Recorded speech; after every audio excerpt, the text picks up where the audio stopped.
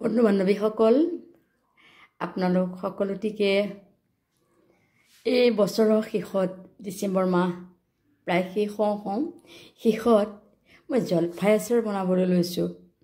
গতিকে মই জলফাই আচাৰনো কেনেকৈ বনাম তাকে মোৰ বনোৱা পদ্ধতিটোৰ আভাস আপোনালোকক দিবলৈ ওলাইছোঁ। মই প্ৰথমতে কুকাৰটোতে বইল কৰিলোঁ। বইল কৰোঁতে দেখুৱাবলৈ নহ'ল। তাৰপিছত মই জলফাইখিনি চালনীখনলৈ উঠাই পেলালোঁ। এইবিলাক এটা এটা অলপ অলপ ফাট মেলিছে, অকণ বিশেষ ঠাৰিবিলাক গুচাই দিব লাগিব। ঠাৰিবিলাক চব গুচাই অলপ অলপ ফাটিছে, কোমল হৈছে। ইয়াত এনেকৈ চুই দিলে এইটো কোমল, পিটিক খাই যাব। মই যাব দিয়া নাই। এতিয়া মই এইখিনি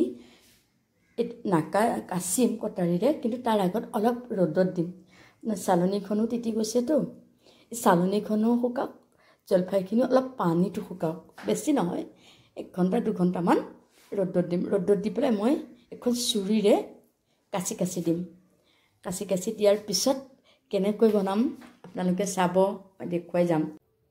এই জলফাইখিনি মই নিমখ হালধি সানি এটা ৰ'দত দি দিলোঁ। ৰ'দত দি দিয়াৰ কাৰণে এনেকুৱা এটা দেখাইছে, পূৰা ফাটি গৈছে, ধুনীয়াকৈ শুকাইছে। ইমান শুকালেও বেয়া, টনটনীয়া দিলেও বেয়া। শুকাইছে, অলপমান কোমল হৈ আছে, ধুনীয়া হ'ব আচাৰ কৰিলে। পানীটো মৰিলে, সম্পূৰ্ণ পানী নাই ক'তো ইয়াত। নিমখ হালধিখিনি সোমাই গৈছে ইয়াৰ ভিতৰত, ধুনীয়া হৈছে। ইয়াৰ পিছত মই বনাবৰ কাৰণে আচাৰখিনি ৰেডি কৰিম। এতিয়া মই এইখিনি লৈছোঁ ধনিয়া, জিৰা, পাঁচফোৰণ আৰু শুকান জলকীয়া। মিঠি লাগিছিল, কিন্তু মিঠিটো নাই কাৰণে মই দিয়া নহ'ল আৰু ঘৰত। মই এতিয়া কেৰাহীখন পাতিছোঁ। কেৰাহীখন পাতি গৰম হ'বলৈ দিছোঁ। গৰম হ'লে মই ইয়াতে এই মছলাখিনি অলপমান ভাজিম। ভাজিলে চেণ্টটো ভাল হয়। সেয়েহে মই কেৰাহীখন গৰম হ'লে হৈছে আৰু গৰম। কেৰাহীখন গৰম হৈছে। এতিয়া মই তাৰপিছত মই এই মিক্সিত দিম। প্ৰথমতে মই কেৰাহীখনত দি ল'ম। এতিয়া মই সম্পূৰ্ণ হ'ল গৰম, চিন্তা নাই। এতিয়া মই ঢালি দিওঁ ইয়াতে মই দি দিছোঁ। দি পেলাই 2-3 মিনিট নহয় দেই, 5-6 ছেকেণ্ড মানে বেছি ভাজিব লাগে। বৰ বেছি ভাজিলে বেয়া। বেছি যদি ভাজ খাই ক'লা পৰিলে তেতিয়া অলপ বেলেগ চেণ্ট আহিব। ইয়াতে ধুনীয়া ৰঙা পৰি আহিছে, তাৰ চেণ্ট ওলাইছে, ধুনীয়া হৈছে। বেছি দেৰি ভাজিব নালাগে। অকণমান ৰঙচুৱা কালাৰটো ধৰিলে একেবাৰে ভাল হয় আৰু অকণমান ৰঙচুৱা। ধনিয়াৰ গুটিকেইটা যিহেতুকে অকণমান ডাঙৰ, সেয়েহে অকণমান ৰঙচুৱা হ'বলৈ দিছোঁ। অকণমান ৰঙচুৱা হোৱাৰ লগে লগেই মই এতিয়া গেছটো কমাই থৈছোঁ। এনেই ভাজি আছোঁ কেৰাহীখনত অলপ ৰঙা পৰালৈকে। ৰঙা পৰিলে মানে চেণ্টটো লাগিব লাগে, গোটেই ৰুমটো গোন্ধাব লাগে, তেতিয়া বেছি ভাল লাগে। আপোনালোকে জানেই এইবিলাক টেষ্ট, তথাপিও মই যে বনাইছোঁ জলফাই আচাৰটো, সেয়েহে আপোনালোকক মই কেনেকৈ বনালোঁ সেই বিষয়ে দেখুৱাবৰ কাৰণেহে গোটেইখিনি দেখালোঁ। সকলোৱে বনাই জলফাই আচাৰ বা যিকোনো আচাৰ বনাই। এতিয়া আচাৰৰ ছিজন, বস্তুবিলাক ওলাইছে, বজাৰতো ওলাইছে, ঘৰতো বাৰীতো আছে। আমি অৱশ্যে বজাৰৰ পৰাই কিনিছোঁ। এতিয়া এইখিনি প্ৰায় হওঁ অৱস্থা। এইখিনি মই এতিয়া কাঢ়ি পেলাম প্লেটখনলৈ। কাঢ়িলোঁ, অকণমান ঠাণ্ডা হ'ব দিছোঁ। বেছি ঠাণ্ডা হ'লে মিক্সিটোত ঘামি যাব, ঘামি গ'লে হয়তো ভাল নহ'ব, অলপ পানীৰ পৰিৱেশ এটা আহি যাব। গতিকে নকৰোঁ সেইটো কাম। এতিয়া মই কেৰাহীখনত তেল দি দিম। এইখিনি ঠাণ্ডা হ'ব দিম আৰু কেৰাহীত তেল দিম। এই তেলখিনি গৰম হয় মানে মই এতিয়া ভাজিম। নহয়, মই এতিয়া মিক্সিত খুন্দিম। মিক্সিটোত মই গুড়ি কৰিম। তেল গৰম হৈ আছে, ইফালে মই মিক্সিত মছলা গুড়ি হৈ আছে। হৈ গ'ল। বৰ একেবাৰে পূৰা মিহি কৰা নাই, অলপমান ডাঠ কৰি থৈছোঁ। মোটা কৰি তেল গৰম হৈছে এতিয়া মই ইয়াতে কি কৰিম চাব দেই এতিয়া মই ইয়াতে তেলখিনি গৰম হৈছে ধোঁৱা ওলাইছে ওপৰে সম্পূৰ্ণ অকণমানো ফেন থাকিব নালাগিব সম্পূৰ্ণ গৰম হ'বলৈ দিব লাগিব সম্পূৰ্ণ গৰম হ'লে কি কৰিম জানানে গেছটো অফ কৰি দিম মই গেছটো অফ কৰি দিলোঁ অফ কৰি অলপমান ঠাণ্ডা হ'ব দিলোঁ তেলখিনি ইয়াত যদি পাঁচফোৰণ দি দিওঁ ক'লা পৰি আহিব অকণমান ঠাণ্ডা হোৱাৰ পিছত সেই সম্পূৰ্ণ গৰম হোৱা তেলখিনি ধোঁৱা ওলাই আছে অকণমান কমিব লাগিব অকণমান কমিলে মই তাতে কি কৰিম কেইটামান পাঁচফোৰণ দি দিলোঁ পাঁচফোৰণ দেখিছেনে গেছটো অফ আছে অৰ্থাৎ পূৰা ৰঙা হৈ গৈছে এইখন খাবলৈ বৰ ভাল লাগিব গোটেই ৰুমটো ধুনীয়া গোন্ধাইছে ধুনীয়া চেণ্ট ওলাইছে খাবলৈ ভাল লাগিব এতিয়া এইখিনি সম্পূৰ্ণ ঠাণ্ডা হ'বলৈ মই কিছু সময় ৰৈ দিম সম্পূৰ্ণ ঠাণ্ডা হ'ব সম্পূৰ্ণ ঠাণ্ডা হোৱাৰ পিছত কি কৰিম চাই থাকক এইখিনি সম্পূৰ্ণ ঠাণ্ডা হ'ব লাগিব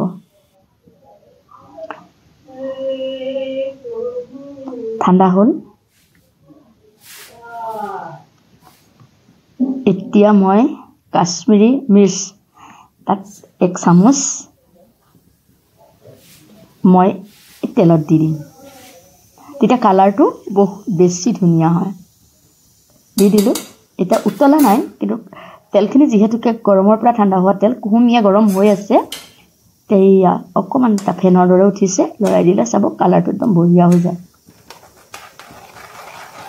কুহুমীয়া গৰম বুলি কয় আৰু যেটো অলপ গৰম কেৰাহীখন চুলে গৰম লাগে কিন্তু তেলটো কালাৰটো ধুনীয়া আহিছে দেখিছেনে পাঁচফোৰণ দিলোঁ দি পেলাই কাশ্মীৰী লাল মিক্স পাউডাৰটো 1 চামুচ দি দিলোঁ দি দিয়াৰ পিছত কি কৰিম কেৰাহীখন ঠাণ্ডা হ'ব লাগিব কিন্তু মানে সিজিলে বেয়া আমি যিহেতুকে প্ৰথমতে বইল কৰিলোঁ অকণমান ইয়াৰ পিছত কিন্তু তেলত সিজিলে বেয়া হয়তো বেয়া হোৱাৰ চান্স থাকে আচাৰ এতিয়া সম্পূৰ্ণ ঠাণ্ডা হোৱাৰ পিছত এতিয়া মই মছলাখিনি দি দিম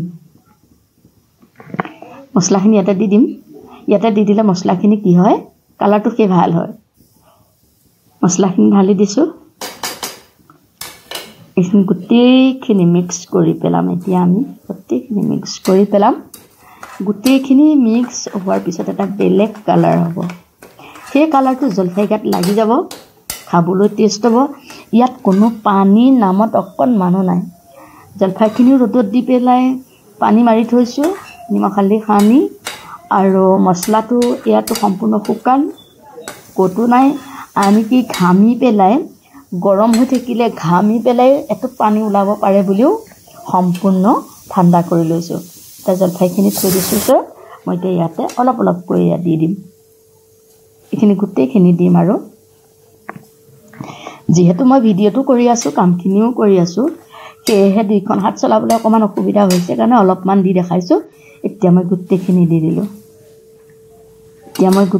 দি দিলোঁ দি পেলাই গোটেই জলফাইখিনি গাত আমি লাগিব দিম তেল মছলা জলফাইখিনি গাত লাগিব দিম ধুনীয়াকৈ লৰাই হ'ল দেখিলেনে ইমান সুন্দৰ কালাৰ এটা হৈ গৈছে জলফাইবিলাক দেখিলে খাওঁ লাগিছে কিন্তু এতিয়া নাখাওঁ পটককৈ নিজে বনাই পেলাই নিজে বোলে খালে বেয়া প্ৰথমে বেলেগক দিব লাগে সেইকাৰণে এতিয়া প্ৰথমে মই নাখাওঁ বাৰু খাম লাগিছে যদিও এতিয়া কেৰাহীখন অকণমান কেৰাহীখন হিট এটা আছে এয়া অকণমান আছে সেইকাৰণে কি কৰিম কেৰাহীখন মই এতিয়া ছাইডত অলপ সময় থৈ দিম ছাইডত যদি অলপ সময় থৈ দিওঁ গেছৰ পৰা নমাই ছাইডত অলপ সময় থৈ দিওঁ সম্পূৰ্ণ ঠাণ্ডা হ'ব লাগিব সম্পূৰ্ণ ঠাণ্ডা য'ত নেকি অকণমান গৰম থাকিলেও তাৰ পৰা ভাপ হৈ পানী ওলাব পাৰে সেই পানীয়ে আচাৰটো বেয়া কৰিব সেইকাৰণে এতিয়া মই বৰ বেছি তেল দি মই মছলাখিনি জলফাইত হ'ব দিয়া নাছিলোঁ জলফাইখিনি লগোৱা নাছিলোঁ মই ইয়াৰ পিছত কেঁচা তেল দিম বটলটো ভৰ্তিকৈ হ'ল দেখিলেনে মোৰ 2 বটল হ'ল